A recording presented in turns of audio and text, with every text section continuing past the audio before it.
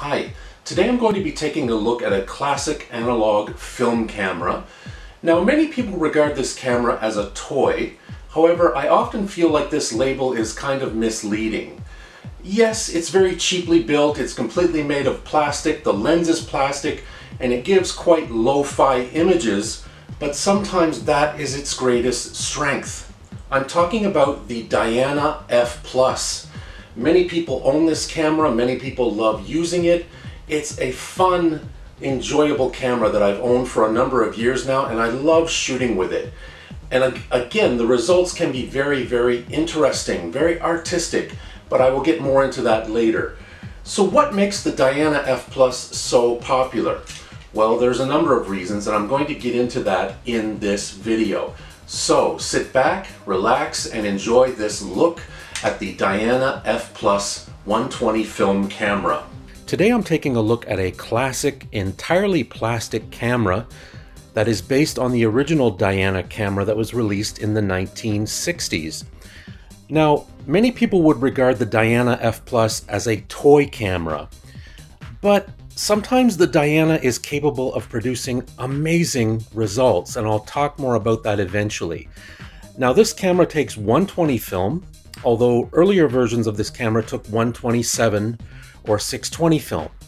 Now, one thing that the Diana F+, and all its variants are famous for is vignetting. If you are a big fan of vignetting, this is the camera for you. It had a plastic lens that was very distinct, and it gave that really soft look that was prone to vignetting. I should also mention that this camera was famous for light leaks. So, if you're going to use it, it's always a good idea to cover the seams with black electrical tape. Now, there were basically a couple of frame sizes that you could choose. You could use a 4.2 by 4.2 centimeter frame, and that would give you 16 shots on a roll of 120 film.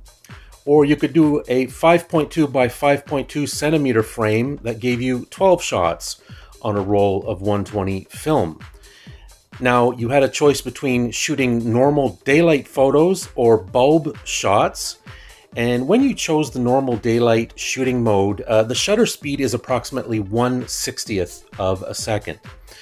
There are 3 focus zones, 4 to 6 feet, 6 to 12 feet, or 12 feet to infinity, and it is a 75mm lens.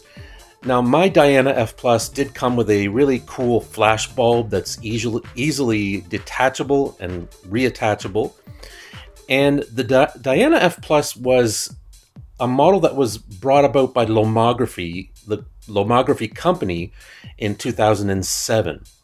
And again, this camera is really well known for its kind of soft, retro-looking photos.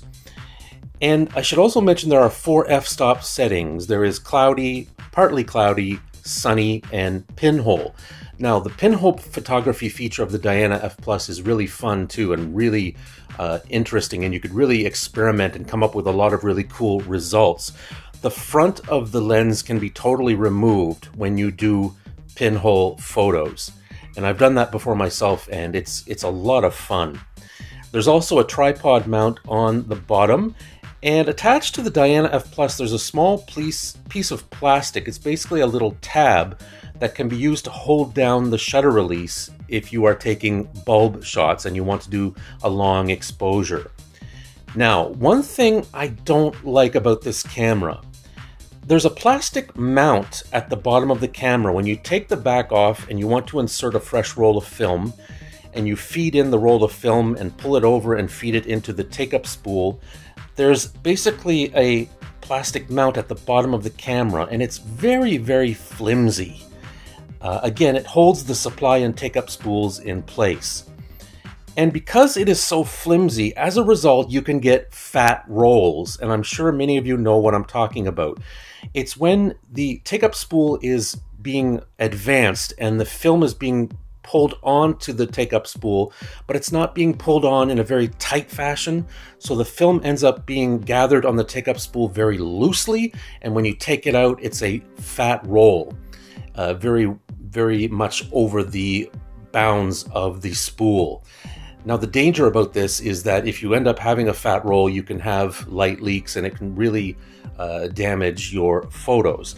Now, one thing to get around this, it was recommended to me that I lightly bend the right prong, bend it up ever so gently, not too much because you don't want to break it.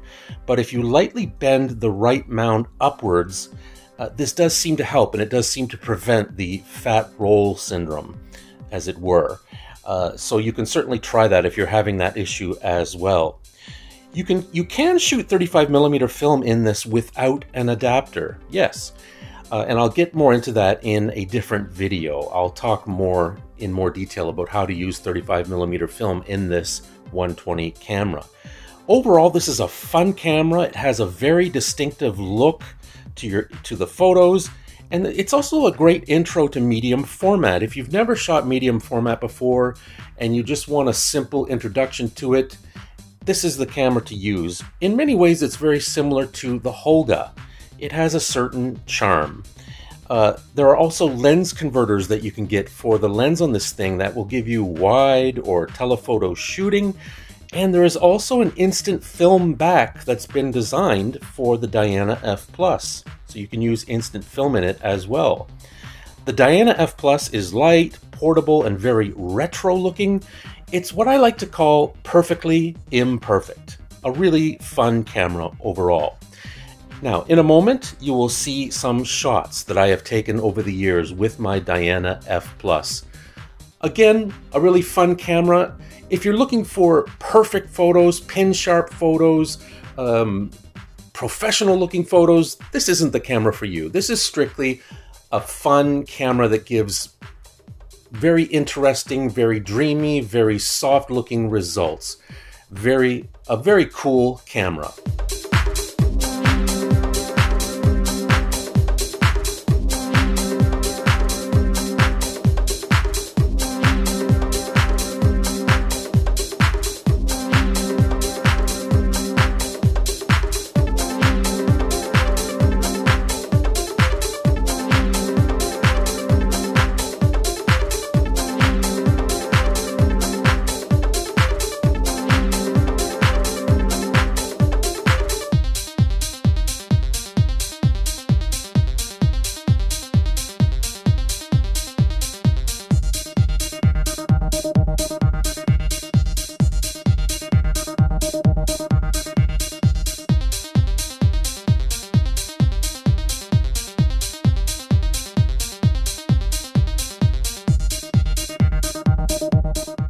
So, that's my review of the Diana F+ film camera. Thank you for watching. And do you own a Diana F+? What do you think of it? Do you like it? Do you not like it? Leave a comment below in the comment section. We would love to hear from you. Give us a thumbs up. It's always appreciated. And please, if you haven't already subscribed to the channel, please do. I post new tech reviews all the time, and many of my reviews are photography related. I am especially interested in analog film photography. I often take a look at old analog film cameras, both 35mm and 120. So please subscribe to stay on top of all the latest videos. Thank you for watching. We'll see you again next time. Take care. Bye-bye.